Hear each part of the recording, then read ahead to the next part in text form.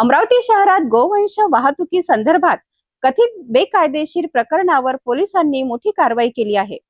गोपनीय माहितीच्या आधारे करण्यात आलेल्या या कारवाईत जनावरांची सुटका करण्यात आली असून नागपुरी गेट पोलीस ठाण्यात गुन्हा दाखल करण्यात आला आहे। या प्रकरणातील काही संशयितांचा शोध सध्या पोलीस घेत आहेत।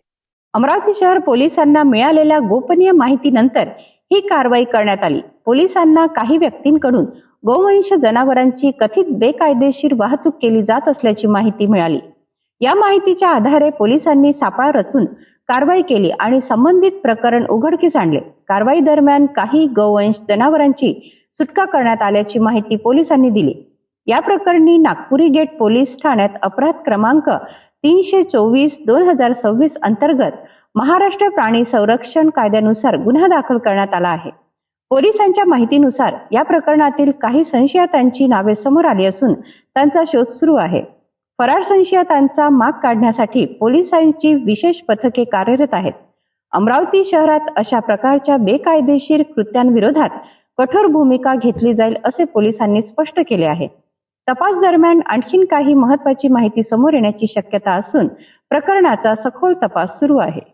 Police station Nagpuri gate Amravati शहर आज दिनांक 23/6/2026 रात्रोला आमच्या जे डीबी पथकाचे इंचार्ज आहेत PSI मनपिया आणि डीबी पथकाला माहिती मिळाली की पोलीस स्टेशन नागपुरी गेट हद्दीतील छायानगर पाटीपुरा सुलतान पानठेऱ्याजवळ कत्तलीकरिता काही गोवंश आणलेले आहे आणि ते अशा माहितीवरून आम्ही स्वतः PSI मनपिया डीबी पथकाचे हेड कॉन्स्टेबल इरफान रायलीवाले, प्रवीण डेंगेकर, इम्रान शेख, मनीष यादव, मोहन ठाकूर, शेखर गायकवाड, शशिकांत गवई यांच्यासह आम्ही त्या परिसरात जाऊन शोध घेतला असता एका ठिकाणी 22 गोवंश मिळून आले आणि ते अत्यंत क्रूरतेने त्यांना बांधून कत्तलीकरता ठेवण्यात आलेले होते। त्यावरून आम्ही पंचासमक्ष सर्व जे गोवंश आहेत त्यामध्ये 17 बैल आणि 5 कालवड आहेत ते सर्व गोवंश पंचासमक्ष जप्त करून आम्ही जे दस्तूरनगरचा गोरक्षण आहे तिथे आम्ही त्यांना पुढील याने ठेवण्यात आलेले आहे।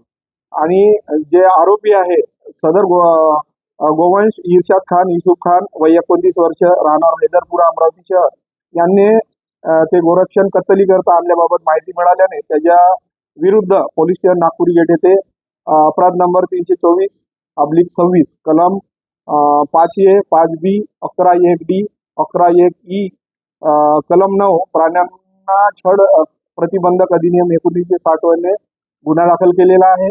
आणि जो फरार आहे इर्शाद खान, युसुफ खान याचा आम्ही शोध घेत आहोत आणि अजून पोलीस स्टेशन हद्दीमध्ये असे काही प्रकार घडू नये याची आम्ही खबरदारी घेत आहोत आणि पुढे सुद्धा अशा कारवाई करण्यात येणार आहे। या प्रकरणात पोलिसांनी महत्त्वाची कारवाई केली असली तरी तपास अद्याप सुरू आहे।